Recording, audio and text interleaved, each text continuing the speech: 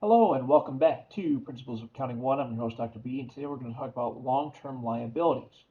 This video is a short version recap of the video that I had released earlier in the week on Monday. So I'm going to touch on just the important parts that I really want you to understand. Let's go ahead and talk about those long-term liabilities. Bonds. Bonds are a way, it's kind of like a corporate loan, basically. That's what a bond is. It's a corporate loan. In theory, it's a corporate loan. Investors, instead of like lending money, they bond money to the corporation. The corporation also might lend money to the investor, right? Or the corporation might lend money to someone else. We call these bonds. We're bonding the corporation with the investor. That's why they call it bonds. Yeah, that's where the name comes from. Bondholders receive interest payments over time. It's based off of the bond par value times the contract interest rate times time. Time meaning how long the bond is held for. So par value times interest rate times time. Time is how long the bond is held for. Bonds don't affect much in terms of owner control. They really don't. Think of it like a loan. That's kind of how it works. It's very similar to a loan. Bonds pay interest rates are tax deductible, and they increase return on owner's equity. Those are the good things about companies issuing bonds. Bad thing is that you have to repay it with periodic interest over time until it matures. In other words, you can't just pay it off early in most cases. And bonds can decrease the return on equity in some cases. Example of a bond looks very similar to a stock. Very similar. The difference, again, is that bonds are more like loans, where stocks are represented in shares of ownership.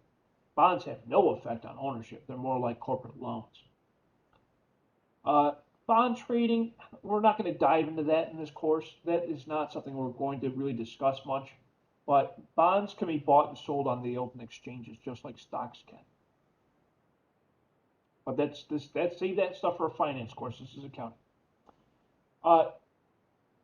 Bonds are issued just like stocks are to some degree. The only difference is that there's interest involved and it doesn't affect ownership. So here's an example. Our company issued a bond, par value of 100,000.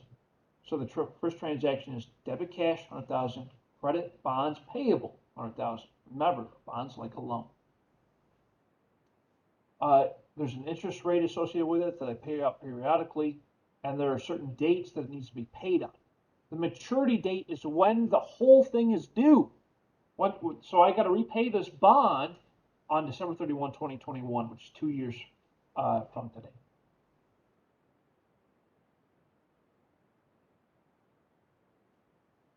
So periodically, we need to make interest payments. Okay, so in this case, it's semi-annual, stated in the bond. So because it's semi-annual, that means it's half a year. So 0.6 is the time, half a year, 0.6. Obviously, a full year is 12. Or we can express it as being 0.5 for half a year. So, or just do 1 divided by 2. It's the same thing. So the formula is the face value or the par value times the interest rate times time. I pay interest rates periodically. I pay them twice a year. I need to do this for 2 years. So my first payment is due June 30, 2020. So it's $4,000. Principal times interest times time. Interest payment. 4,000. Debit bond interest expense, to increase the expense, reduce my cash, my credit and cash. I do the same thing again 3 more times, right? So that interest payment goes out semi-annual. That means twice a year. Remember, the bond is for 2 years. So I do that a total of 4 times. At the end of the bond, meaning when it reaches the date of maturity, I pay the principal, 100,000 for face value.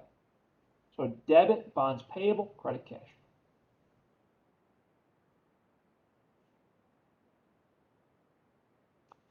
Bonds can be bought or sold at a premium or at a discount. When it's at a premium, that means the bond is bought or sold above market value. Above market value means premium. Below market value means discount.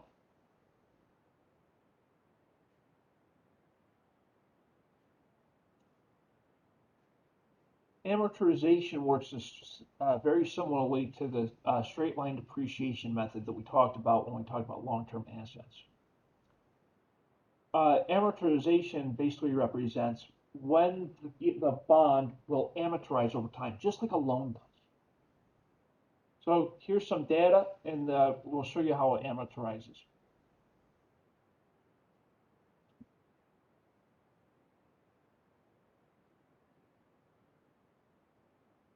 Here's an example of a bond discount. Remember, discount means it's bought or sold below value. Below value. So instead of paying, instead of paying out interest, I can receive less cash below value. It's below the face value. That's essentially what discount bonds are. I'm receiving less cash up front, so therefore it is a discount. This is a nice example I like. Discount bonds do have interest payments, but again, we were receiving less up front, so therefore there'll be also less with respect to the interest.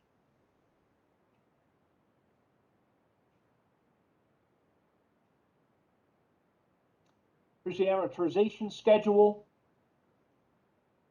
Don't worry, I'm not going to have you guys calculate that kind of stuff. Amortization is a little too deep for this course. Here's an example of bond premium. This is when we sell a bond above market value. Also known as when the interest is above market interest rate. Somewhat, it's the same effect. In this example, it's 103% of the rate. This is how this example works. So obviously we receive more cash because it's a premium. That also means, of course, there's more to be paid out later on. Because that interest rate, of course, is higher. That's why we pay out more later on. But it works the same way. You know, the formulas are the same. Bond amortization schedule. Again, don't worry so much about amortization schedules. This is not a deep, heavy finance course. Bonds are not infinite. Bonds are not infinite. They expire at maturity. Yeah. So I need to repay my bond when when the face value is due. And here's an example of that. So I can also pay back the bonds early. We call those retiring bonds before maturity, but most of the time it's always done at maturity. Some banks actually will penalize you if you pay early, believe it or not. Oh, it's shocking. Well, you know why? Because they want the interest money. But if it's before maturity, we debit bonds payable, we debit the premium to reverse the premium, and then we credit a gain on the bond retirement because that represents the difference in interest that I saved. Yeah, and I credit cash.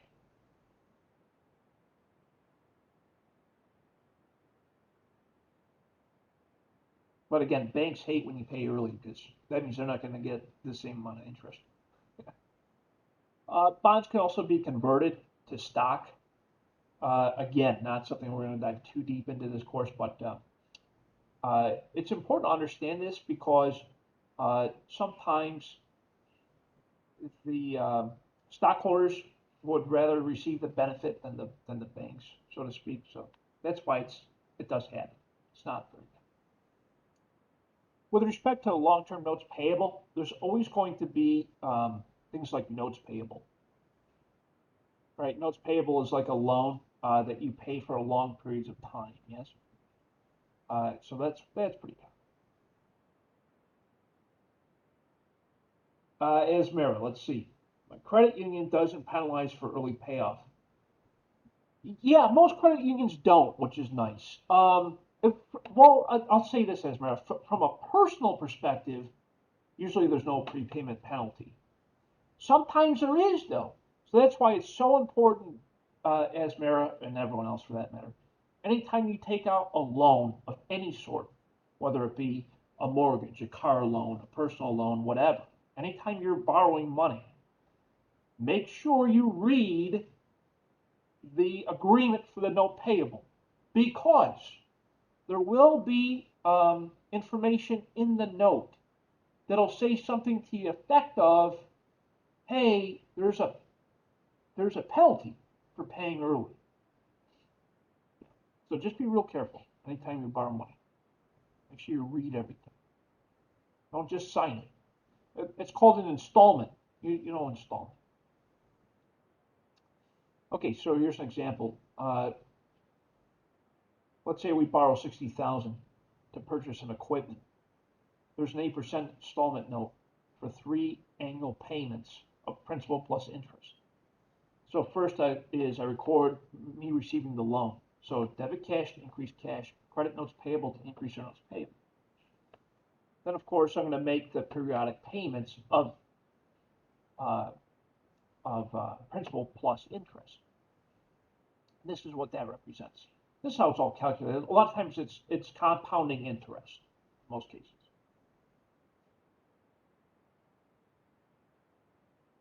And here are the journal entries that we make to record the interest payments plus the principal payments.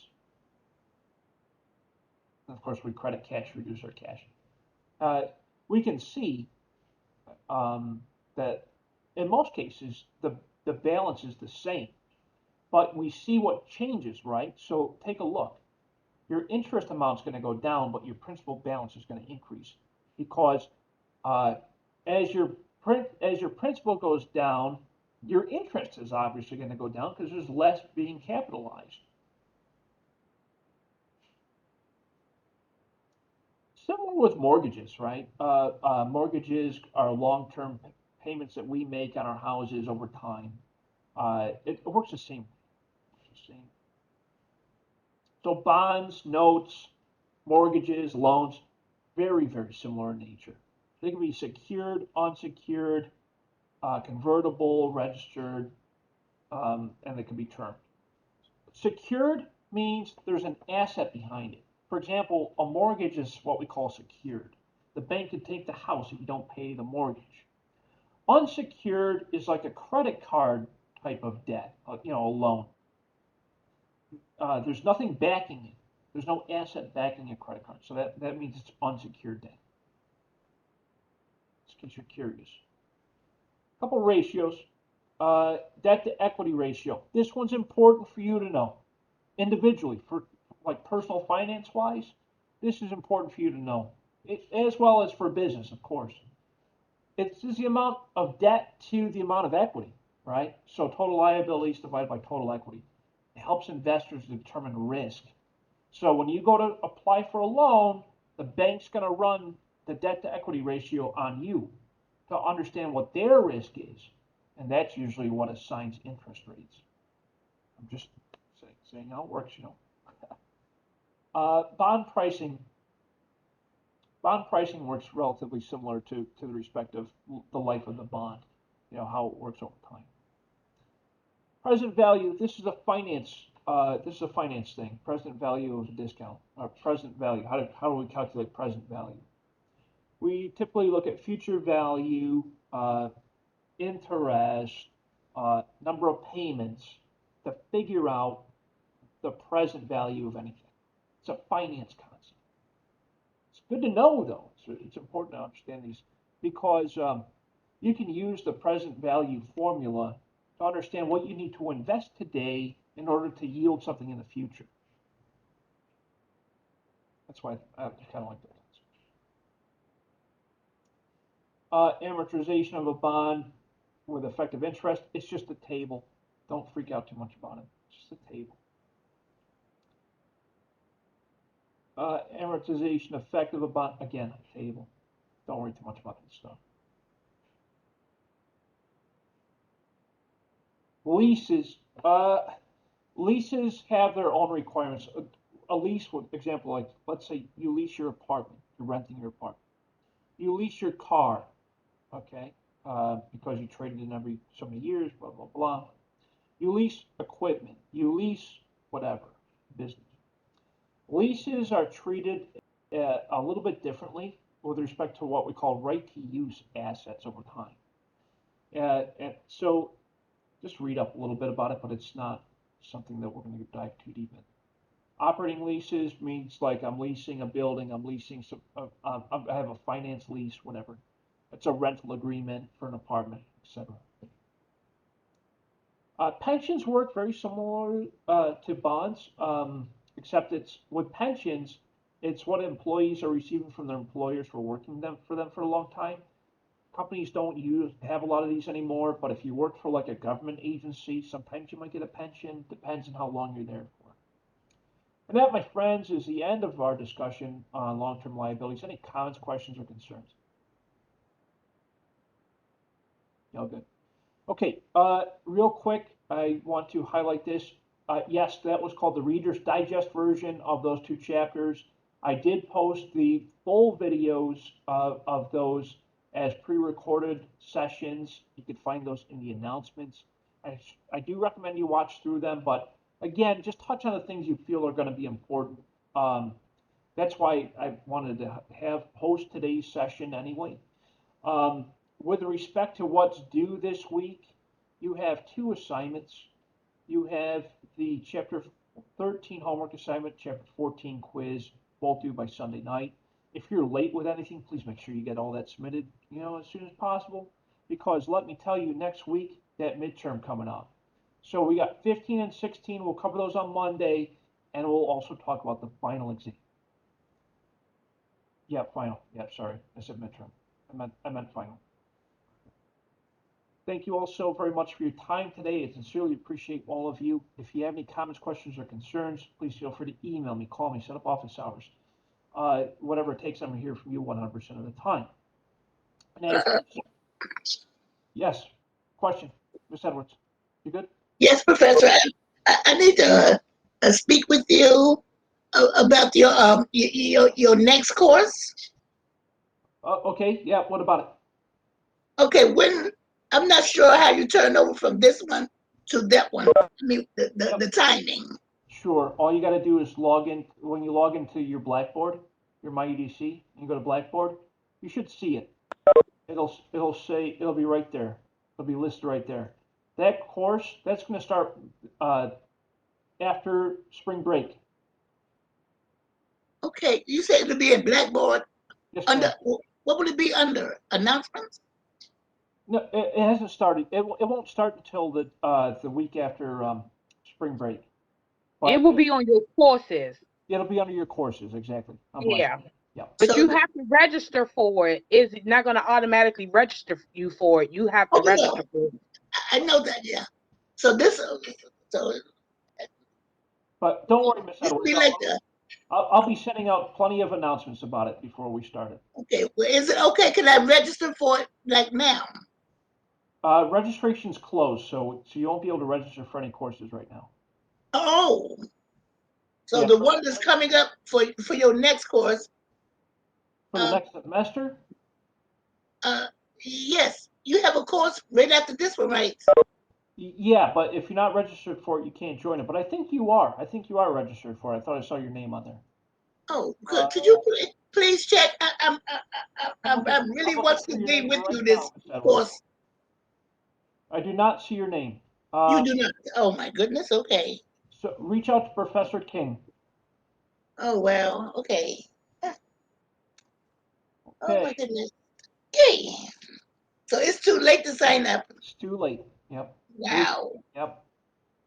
Yeah, that was something you had to have done back at the beginning of the semester. Okay, let me ask you this question. Yes, ma'am. Okay, you will be doing this course after the summer break. Yes, ma'am.